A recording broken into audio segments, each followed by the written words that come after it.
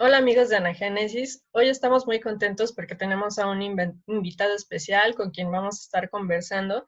Es el maestro Federico Javier Arce Navarro, quien cuenta con una amplia experiencia no solo a nivel nacional, sino internacional en diversos temas como es el derecho ambiental, la economía circular, Agenda 2030. Estos temas son importantes hoy en día por la situación que estamos viviendo ante el coronavirus y queremos conversar un poco más con usted. ¿Cómo está, profesor? Hola Jacqueline, ¿cómo estás? ¿Cómo te va? Muy buenas tardes. Buenas tardes. Muy bien, gracias, profesor. Dígame, ¿en Los qué le puedo chicos, ayudar? los chicos que conforman la parte de los embajadores de Anagénesis, tenemos diversas preguntas que queremos realizarle en torno a esta situación que actualmente estamos viviendo con el coronavirus. Eh, y una de estas preguntas la elabora nuestro embajador Josué, que es del estado de Veracruz, y la pregunta es la siguiente. Pensando en la situación del sistema económico en donde el consumo está arraigado a la sociedad y las grandes compañías no velan del todo por lograr un desarrollo sustentable, aunado a una futura recesión económica, ¿cómo desde hoy el ciudadano promedio puede actuar en pro de una economía circular? Bueno, creo que esta pandemia nos está dando muchos aprendizajes diferentes.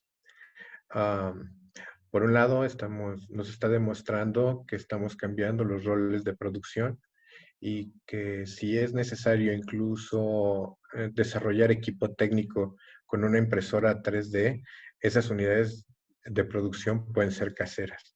Es decir, ya no necesito tener los grandes carriles de producción y distribución de materiales que teníamos antes. Y eso también nos está dando la posibilidad de identificar otras lógicas de consumo distintas.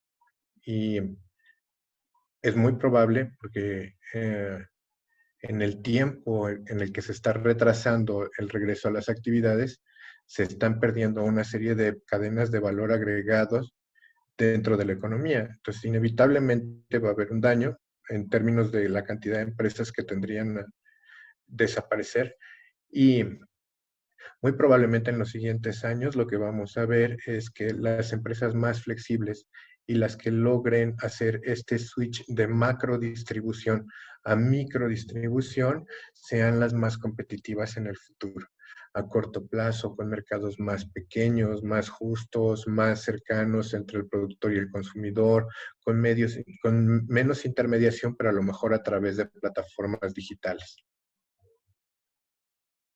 Muy interesante todo esto que nos dice, profesor. La siguiente pregunta la hace nuestra embajadora Diana, quien vive en el estado de Michoacán y está vinculada con los objetivos de la Agenda 2030. La pregunta es, ¿de qué forma se puede llevar a cabo una metodología para involucrar a la comunidad con los 17 objetivos de la Agenda 2030 para que exista un mejor flujo de trabajo y mejores resultados? Bueno, el modelo de Naciones Unidas da la posibilidad de generar una serie de herramientas que permiten que a través de gestión de redes de conocimiento se pueda extender el aprendizaje de los objetivos de desarrollo sustentable.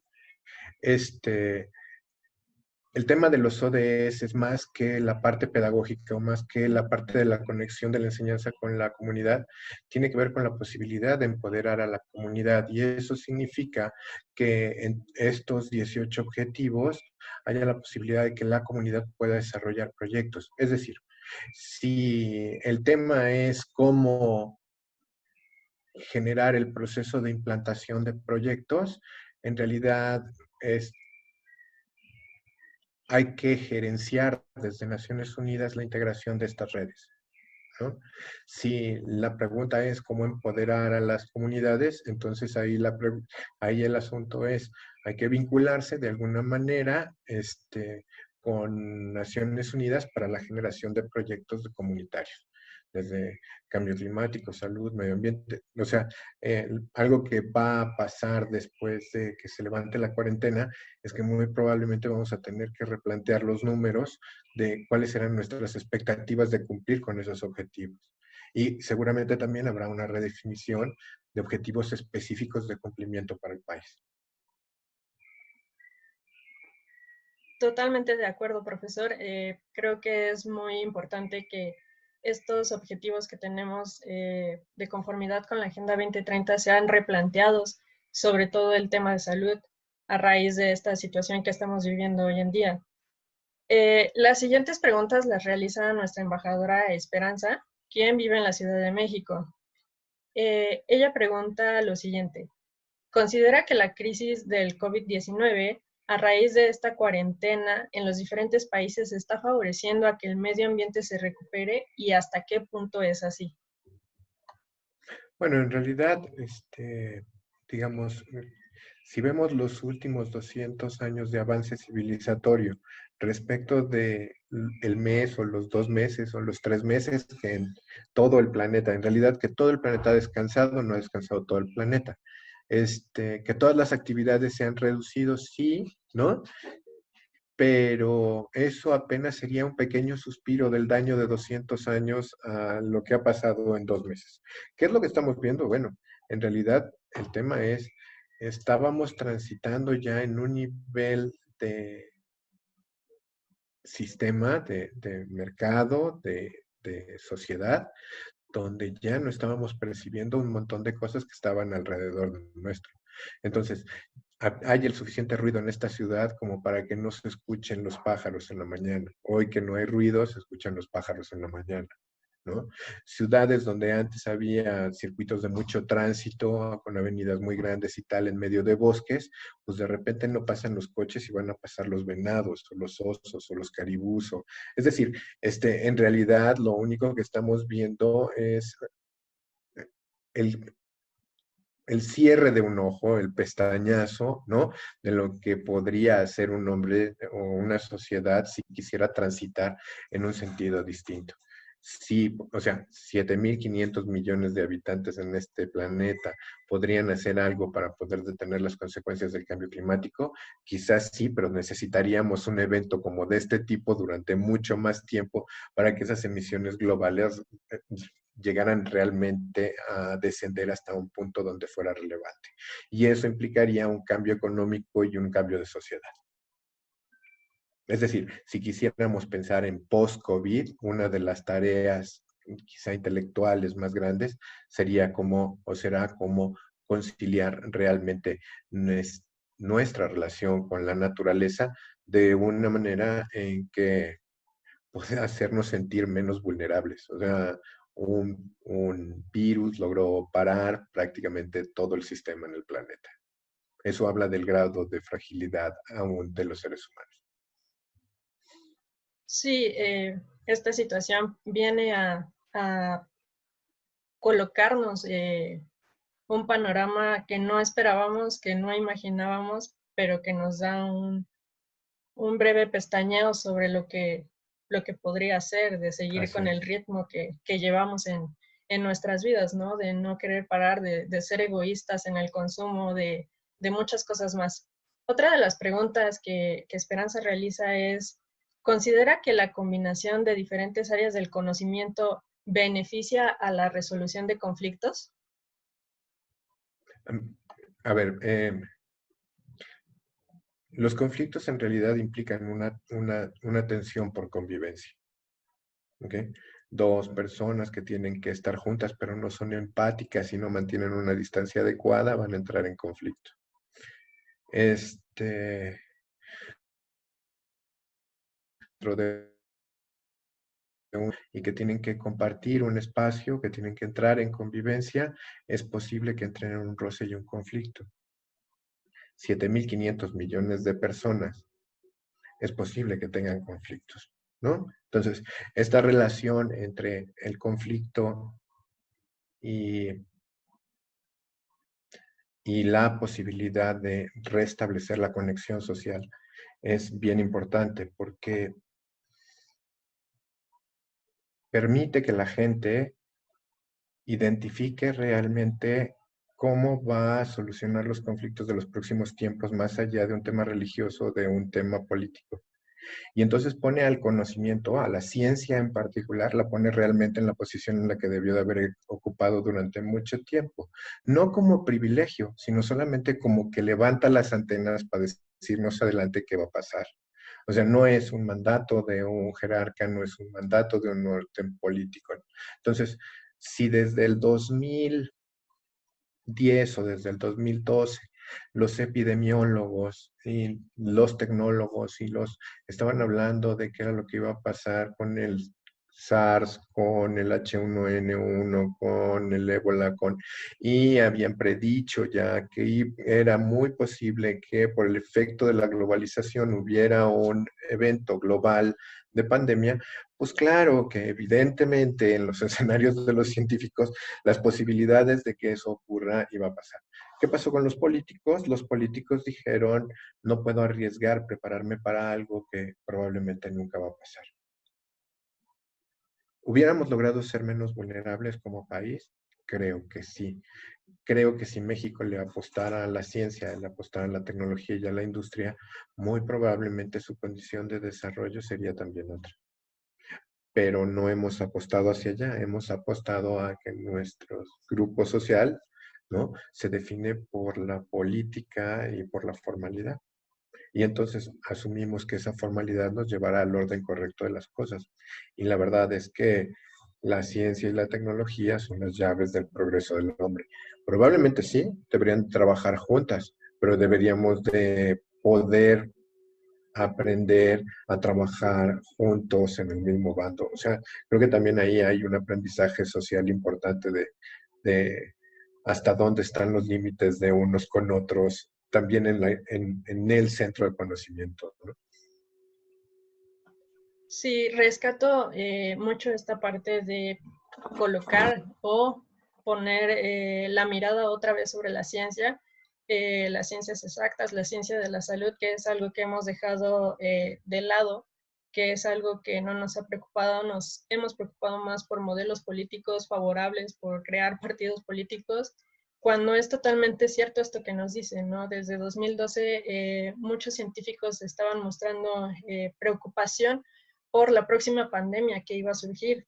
Y pues no hubo ninguna mirada, no hubo suficientes medidas que nos ayudaran a prevenir esta situación.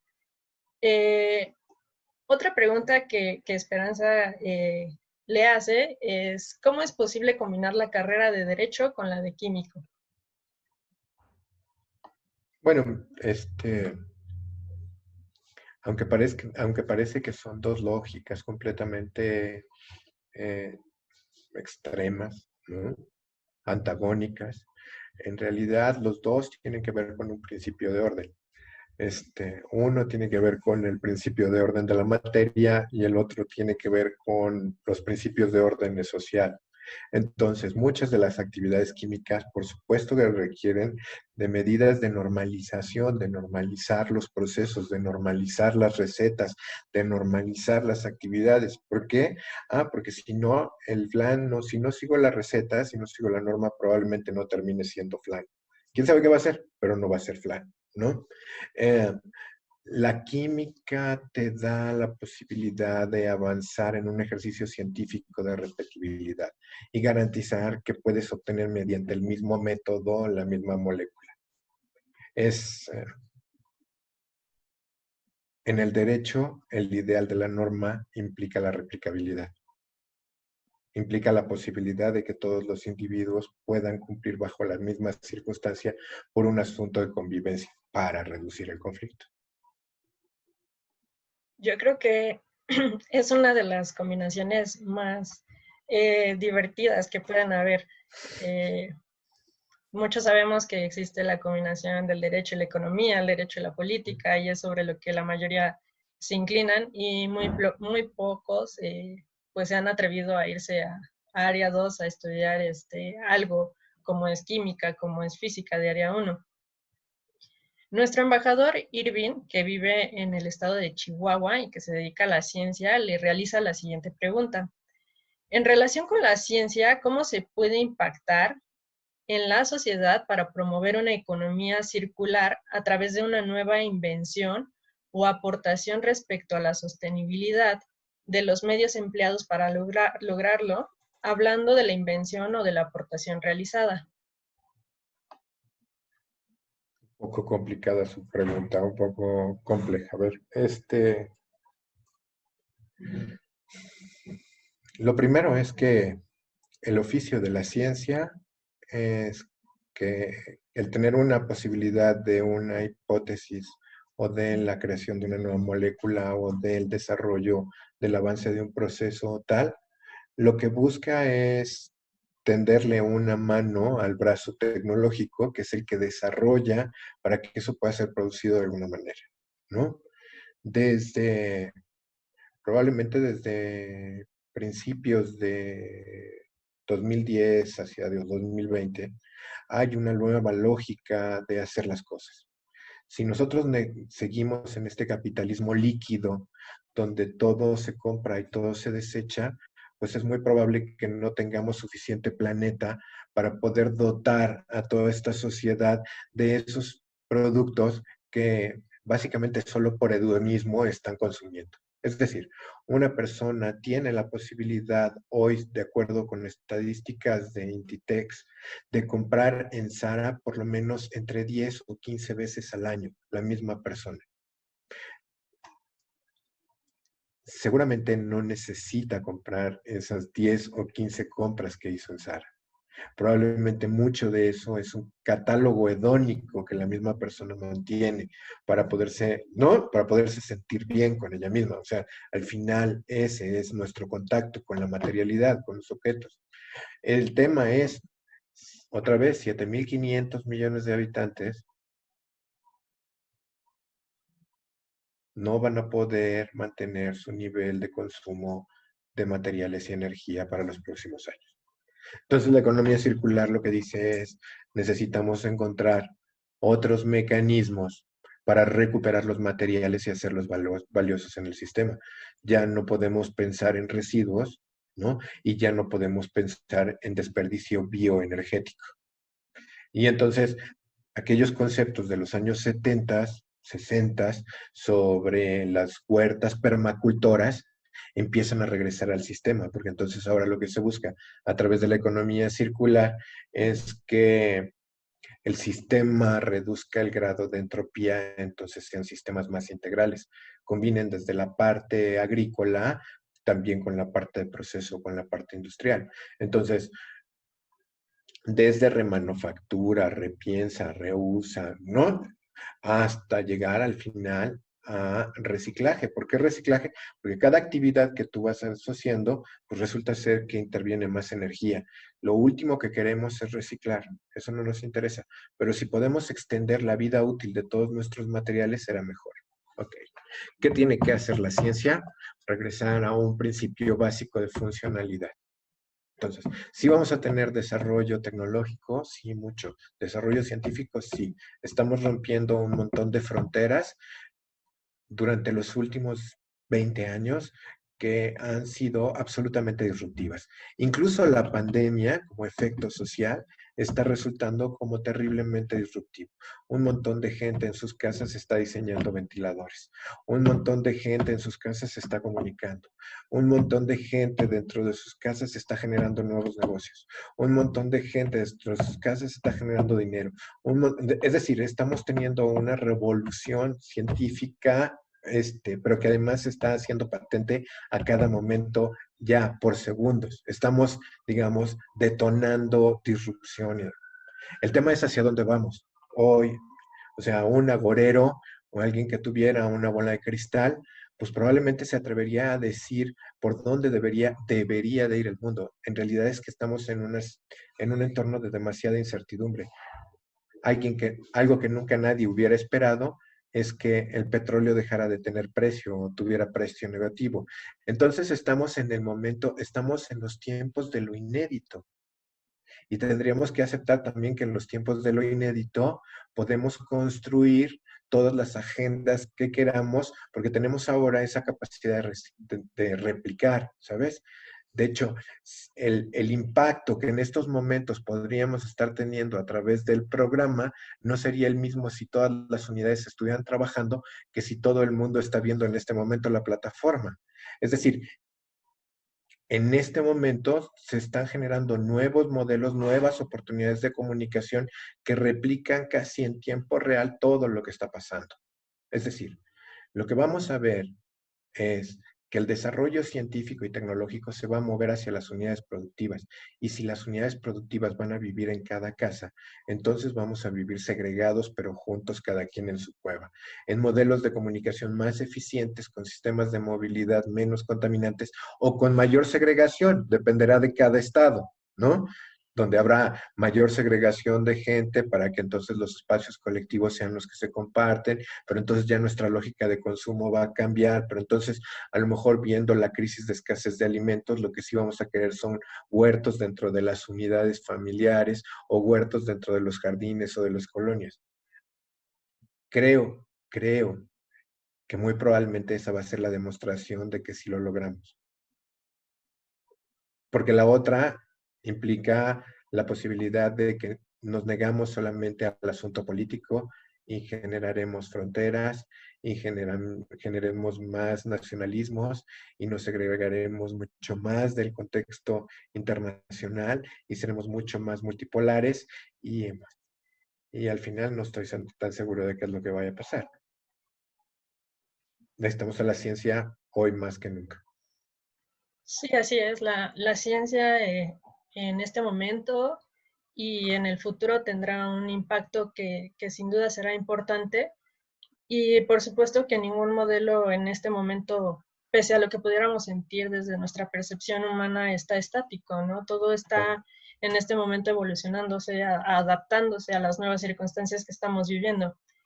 Y sí, la ciencia tiene que tener un papel importante y es algo que tenemos que considerar incluso desde las ciencias sociales, quitarnos ese egoísmo de creer que solo nosotros aportamos soluciones. Las siguientes dos preguntas las realiza nuestra embajadora Brenda. Una de ellas es la siguiente. ¿Cómo motivar a los estados a buscar que su economía sea circular después de que en 2019 el presidente Donald Trump anunciara que Estados Unidos se retiraba del Acuerdo de París porque lo consideraba perjudicial para la economía de su país? Y todos lo consideran así, aunque no lo digan, porque Kioto es un fracaso de la política internacional. Entonces, pero entiendo que son dos cosas. La primera parte de la pregunta, ¿me la repites? ¿Me ayudas? Sí. ¿Cómo motivar a los estados a buscar que su Exacto. economía sea circular? Sí, estamos hablando de los estados por países. Eso es lo que estoy entendiendo.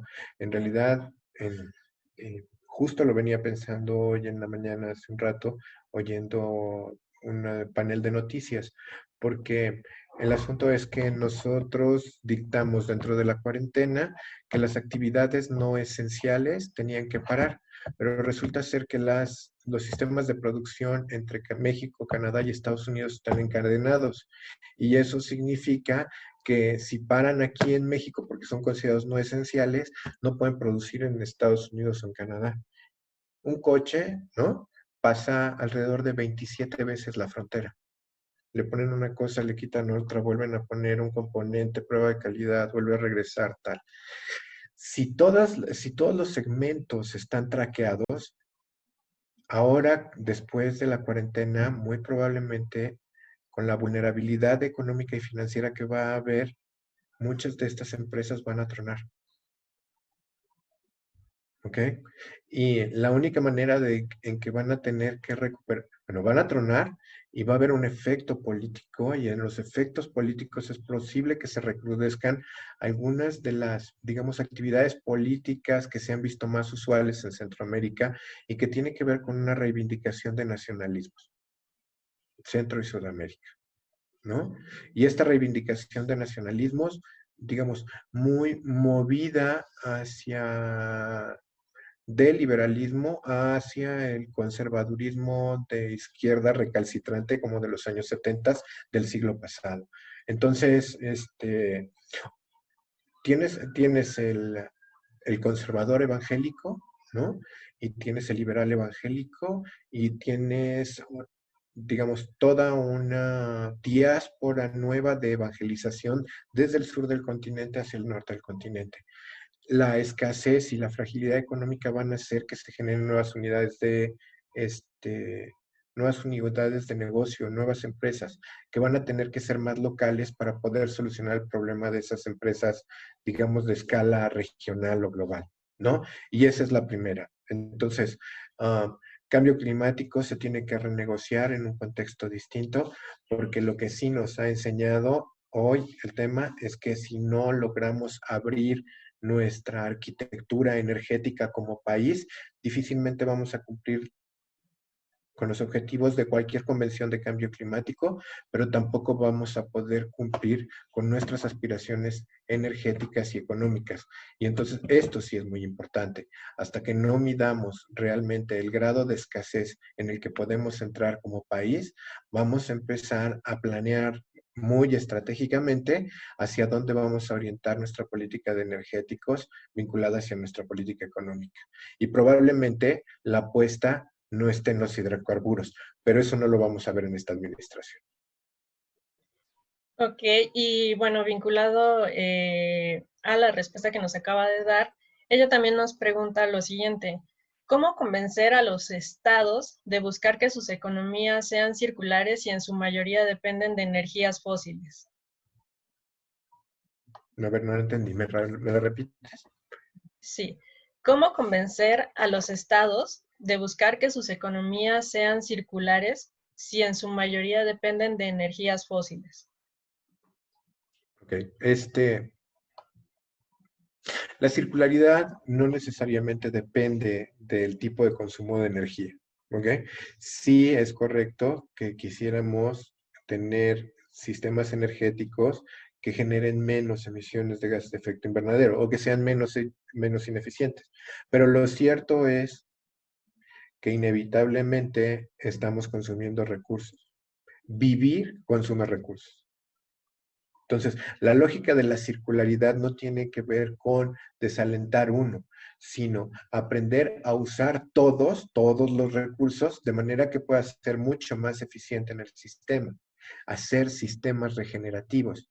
Entonces, para que puedan ser integrales, para que puedan ser regenerativos, necesitan vincularse o articularse entre todos. Es decir, mi cadena de producción que tiene que entrar en la lógica de alargar la vida útil de los materiales, pero quienes producen los materiales que entran en la lógica que esos materiales tienen que ser de mejor calidad porque tienen que durar más tiempo, pero además un montón de unidades pequeñas que se van a dedicar a reparación, por tanto puede haber refaccionarias, por tanto puede haber adaptación, por tanto puede haber otras posibilidades de innovación tecnológica. Y entonces poco a poco van saltando como chapulines en el sistema nuevas actividades que van haciendo mucho más integral y no necesariamente tan degradante con el ambiente.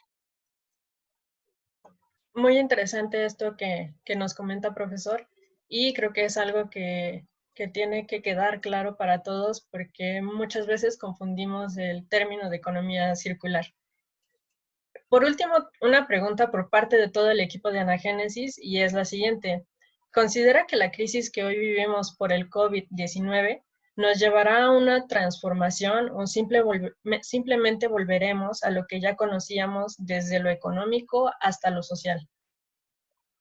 Ok. Ahí va primero como la parte más filosófica del asunto, ¿no?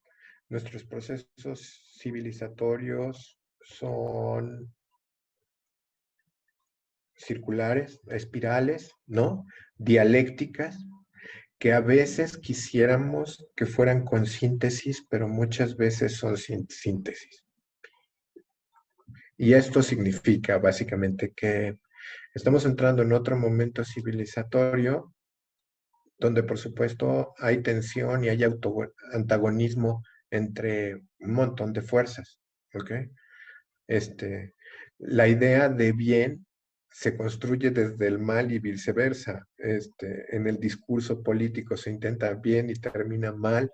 En el discurso de los narcotraficantes, donde está el mal, ¿no? Terminan dando despensas a las comunidades, ¿no? Y sustituyendo al Estado. Es decir, tienes un montón de simbología que toda está encontrada en el sistema y todos los sistemas de comunicación están haciendo un montón de ruido, ¿no? No, lo único que puedes adelantar en el asunto es que sí necesitamos, o sea, sí vamos a tener que repensar como sociedad cómo reducir nuestro grado de fragilidad dentro del sistema.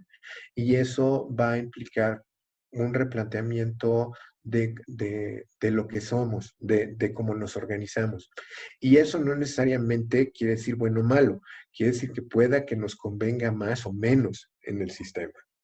¿Ok?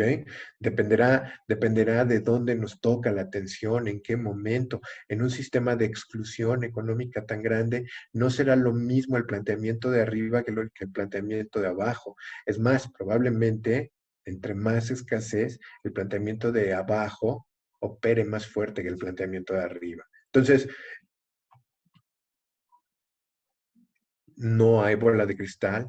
Nos gustaría pensar que tenemos esa gran oportunidad de, dentro de nuestro racionalismo moderno contemporáneo, pudiéramos aspirar a ser lo suficientemente razonables para construir una agenda distinta, con una oportunidad distinta para lo que siga con los seres humanos. ¿Va a ocurrir? No lo sabemos. No aún. Podríamos hacer esta misma entrevista en 6 meses para ver, o sea, un reflejo de lo que habíamos platicado y lo que estamos platicando en este momento, y a lo mejor ya le podríamos dar como un matiz a algunas cosas. Profesor, le tomamos la palabra de poder platicar más adelante sobre este tema y ver qué ha pasado dentro de 6 meses, un año con esta situación. Usted y yo hemos platicado mucho al respecto sobre la realidad, que no es única, que existen diversas realidades, que no podemos apropiarnos de la realidad, ¿no? Lo que nosotros vivimos a veces desde el privilegio, pues nunca, no siempre nos permite ver lo que estén viendo o viviendo otras personas, ¿no? Es importante tal vez que desde ahora los planteamientos puedan unirse, que las realidades puedan converger y formar algo más sólido, más eficiente en estos términos. Y claro que sí nos gustaría poder conversar con usted dentro de 6 meses para ver hacia dónde vamos, qué es lo que se está transformando, cómo va la agenda y qué más podemos hacer. Profesor, yo le agradezco mucho el tiempo que nos ha brindado en contestarnos estas preguntas. Han sido respuestas que nos han ayudado a comprender un poco más la realidad, que nos han ayudado a comprender un poco más la economía circular y sobre todo la realidad que estamos viviendo con el medio ambiente. Muchas gracias, Jackie, por la invitación, y por supuesto que cualquier invitación estaremos de cerca para seguir platicando. Muchas gracias, profesor, y muchas gracias a toda nuestra audiencia de Anagénesis.